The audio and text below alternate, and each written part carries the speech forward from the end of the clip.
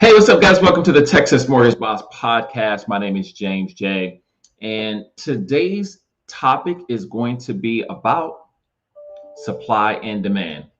Supply and demand. So, if you're a buyer and you're in the market right now, how is supply and demand affecting your decision to buy a home?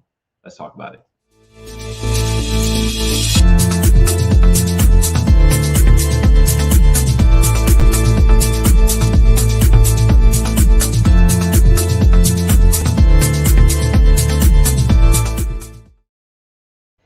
All right, guys, welcome. And today we're talking supply demand. If you're a buyer, you're in the market, you have probably noticed a slight shortage in supply, which means the demand and the prices are typically going to rise. That's with anything, whether it's real estate, cars, toilet paper, you name it. If there's more demand than supply, prices rise. Real estate is absolutely no different. So let's get into the slides today and walk you guys through some things so you kind of get a better feel for what's happening right now in the market.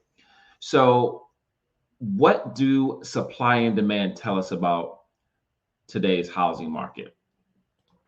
Well, if you look at the basics of why prices are rising, it does come down to simple supply and demand.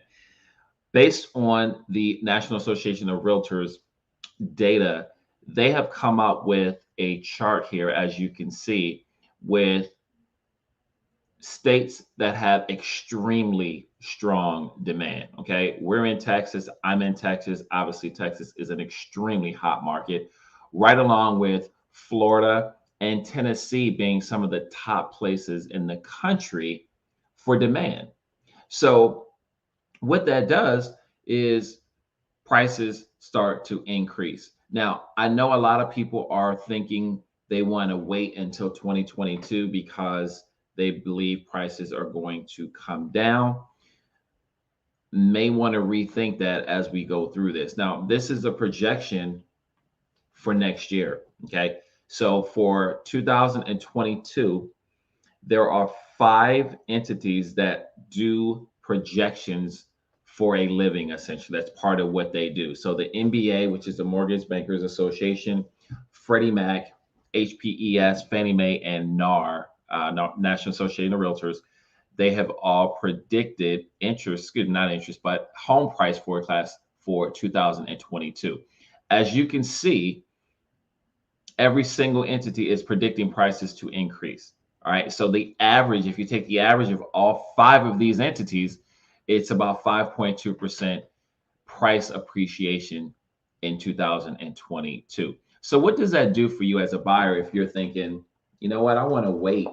Well, as prices have gone through the roof in 2021, the expectation is prices will continue to increase in 2022. However, they're not going to increase at the same rate as they have this year. So again, if you're a buyer in this market in 2021, you know that the supply has been very limited, especially in Texas, very limited.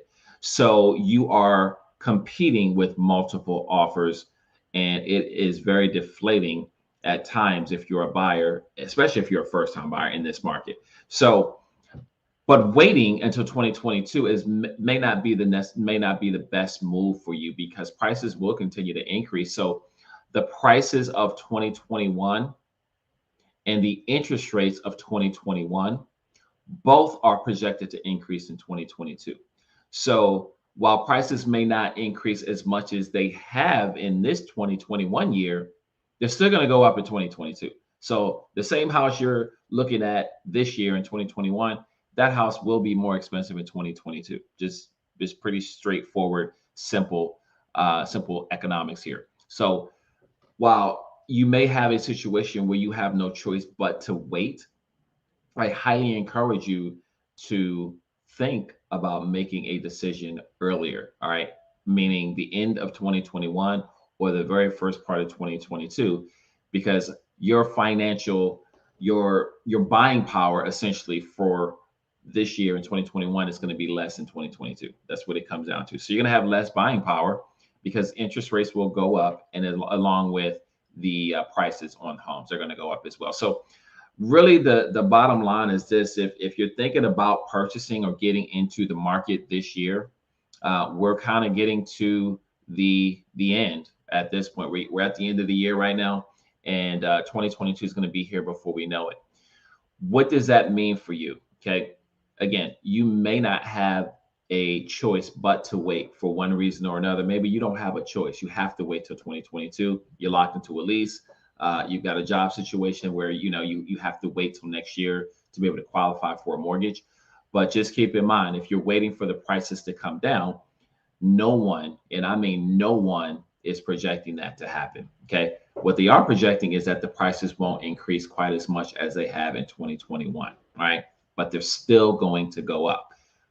As prices go up, as interest rates go up, your buying power goes down.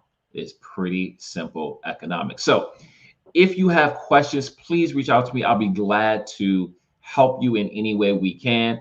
Make sure you guys go over to YouTube, like, share, and subscribe to the channel over there, guys. Leave us a review on Spotify, on iTunes as well. And we will see you guys on the next video.